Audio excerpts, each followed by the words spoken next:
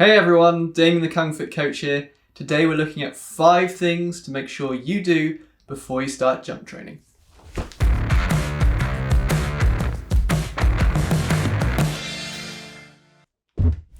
Now the key thing here is to remain injury free. I know some of you are going to want to jump higher and do flashier moves, but the best way to start on that journey, and indeed continue it, is to be able to train consistently by being injury free. Now, the good news is some of the things that are going to help us keep those injuries away are also going to directly translate into our jumping ability. Now, number 1 is our ankle strength and mobility. The main injury I've seen in martial arts is to that ankle, and that's mostly from jumping. Some people will say that you don't want your ankles to be too mobile as it will lead to injury. And whilst it's certainly true that excessive mobility can increase your chance of injury, most of us are nowhere near that point. And there are actually studies that show that increased mobility reduces your chance of injury.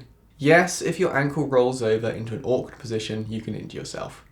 But this is why you need strength to go with that mobility.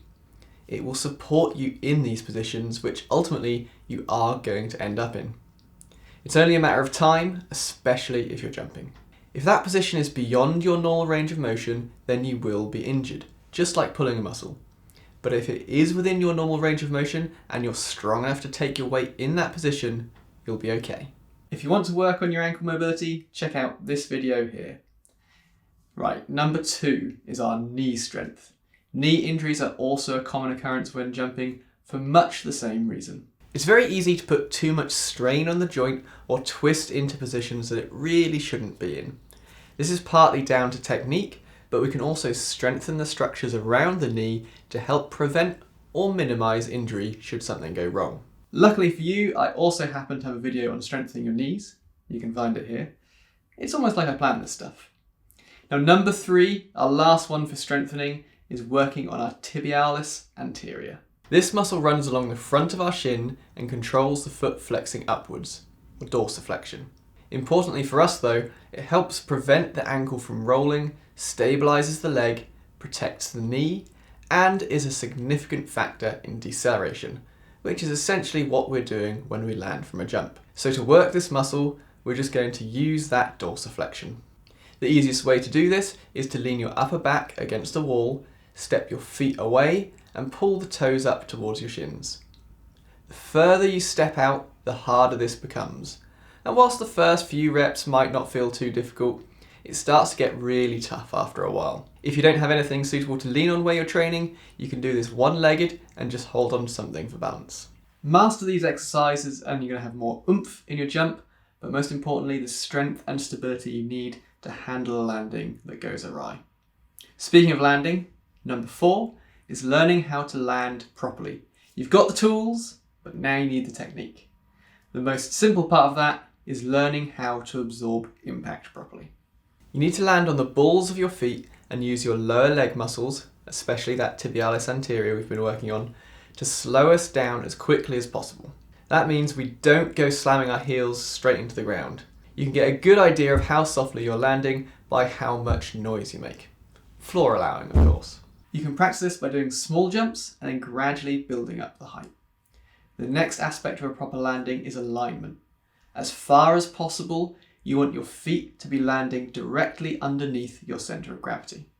This will ensure that your weight sinks straight down through your legs, not risking you leaning over to the side and rolling your ankle. When doing spinning jumps, you need to make sure that your feet are orientated in the direction that you're spinning. This allows you to absorb some of the momentum whilst your upper body continues to move. If we're spinning to the left, we land with the toes pointing to the left. Landing with your foot facing to the right would create a lot of rotational strain on the knee as your body tries to carry on moving to the left.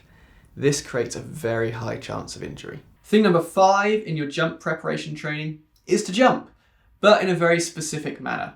You want to sequence your training so you start with the basic and gradually build up to the more complicated and less stable jumps.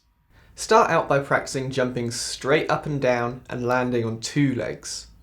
When you've been training this for a while and you can land softly, comfortably and stable, move on to a single leg jump and land. Again, keep practicing until you're comfortable and stable. and then move on to a double leg jump, but with a single leg land. With each of these exercises, the stability is decreased or the load is increased.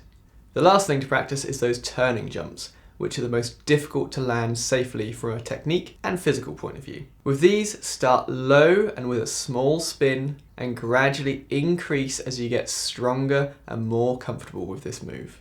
So if we piece all of this together, we work on 1 through to 3 together, get these joints nice and strong and stable, and then we move on to 4 and 5 together.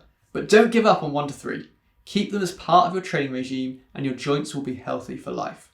Not only will this keep you fit, but it'll also significantly increase your life expectancy. If you want to find out a little bit more about this, you can check out this video here. Now, if you have found this useful, do make sure you jump on that like button, and I'll see you in the next one. Cheers.